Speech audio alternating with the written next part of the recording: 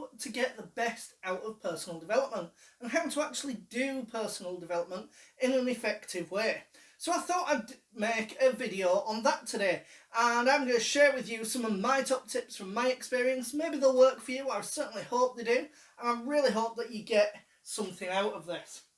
So the first piece of advice that I give to anybody who's looking to start a personal development journey is that you need to be committed to it and you need to be consistent. Without consistency, you're not going to feel any benefit at all, and to get consistency, it's something that you have to be really committed to, and that also means that it's something that you have to really want to do. And if it's something that you're doing maybe for the sake of somebody else, or just because you think it's a cool thing to do and other people do it, but you're a little bit wishy-washy about it, then it really isn't going to help you. It's something that you need to be committed to for the right reasons. So moving on from that, it's kind of something that you have to do for you. You have to have reasons to do it that are within your own life, but bigger than you. I hope that kind of makes some sort of sense to you. The next piece of advice is to set goals. Set goals in your life, things you want to achieve, and that will help give your personal development journey some kind of direction. There are literally millions of personal development videos out there. If you put personal development into YouTube, you get millions of videos, you get millions of hits on Google, and there's just so much out there. So by knowing what it is that you want to achieve in your life, it will help you to know what personal development videos are for you at the beginning, because that's the biggest thing people struggle with, and that's certainly something I struggled with when I started looking into personal development, is that I would get quite overwhelmed by the sheer volume of things that were out there, the sheer volume of personal development resources out there, and that can often lead to people just throwing in the towel very early on, and it's so easily avoidable just by knowing what your goals are in life right now, and these are goals that can change from day to day. Let go of all distractions. So I mean, there's so many distractions within the day, and especially now that we're all working from home, although at the minute it looks like that may be coming to an end later this year, certainly in the UK. But let go of anything that's distracting you during your personal development time, and assign a specific time during the day. It can change every day, but have some time, whether it's an hour, whether it's 45 minutes, half an hour. I would say the absolute minimum needs to be 20 minutes. But during that time, don't allow yourself to be distracted. I know that's easier said than done, but it's one of the biggest things. One of the biggest excuses that I hear people making for not doing personal development is simply, I don't have time. And if that's an excuse you're going to use, then let me tell you, personal development isn't for you. Because by saying that you don't have time, you're actually making an excuse. You do have time, because I have time, and if I have time, so do you. We both have the same amount of hours in the day. And you can make excuses that you have kids, you have a job, you have a sick relative, you have this, you have that, you have every other reason in the world to not do it. But how about trying to find a reason to do it? Maybe get up an hour earlier. And if your initial thoughts are, well, I already get up at 6 a.m. Cool, get up at 5 a.m. It's as simple as that. If it's something you want badly enough, then it's something you'll do. And if you're going to tell me that you don't have time, if that's the excuse you're going to use, then personal development really isn't for you right now. Another way that I get the most out of personal development, and forgive me for checking notes here, but who said you had to have a great memory to be on YouTube, right?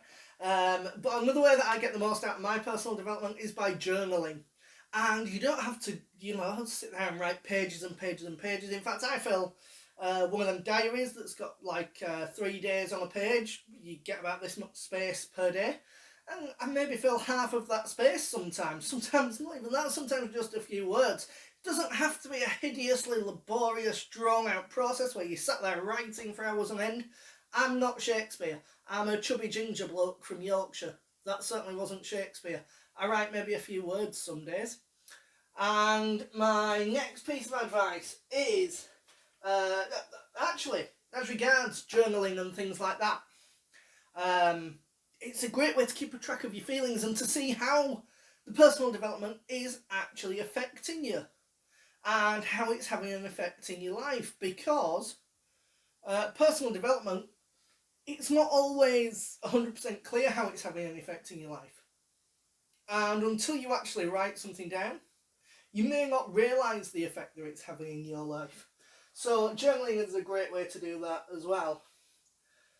And my next piece of advice sort of comes in two parts. Actually put into practice the things that they say on the personal development videos. In a lot of personal development videos, you might be asked to write things down, or, just forgive me here, you might be asked to take part in an exercise or to stand up and do some kind of movement. Actually do it. Be there in the moment, in the personal development, and take part in it if there are things for you to take part in, because the reasons behind those exercises is to help it sort of sink in to your brain and help it kind of stick there. So do take part in that. And the second part of that advice is to also put into practice the things that you learn. From day one, you don't have to be an expert to put into practice the things that you learn during personal development. So from day one, put these things into practice and it really will help. The last piece of advice is a little bit more complicated. Don't expect results tomorrow, but also do expect results tomorrow. If you go away and watch a personal development video now, somebody like Tony Robbins or Grant Cardone or Jim Rohn, you're going to feel good. So you're going to get instant results. The longer term results though, the longer term effect that it's going to have in your life, and that's quite a personal thing, it's personal to each and every one of us, so I don't want to go ahead and sort of dictate what effect it's going to have in your life, but long term it is going to have an effect in your life, and it's going to have several different effects long term if you're consistent with it. So therefore, that's kind of something that's personal to you. But don't expect those long-term results overnight. Some people say to me, well, yeah, I felt good. I went away and did what you said and I felt good, but then the feeling disappeared. Well, of course it did. It's been a day. Calm down. Rome wasn't built in a day, and neither was West Yorkshire, because it's God's own county. It took a little bit longer.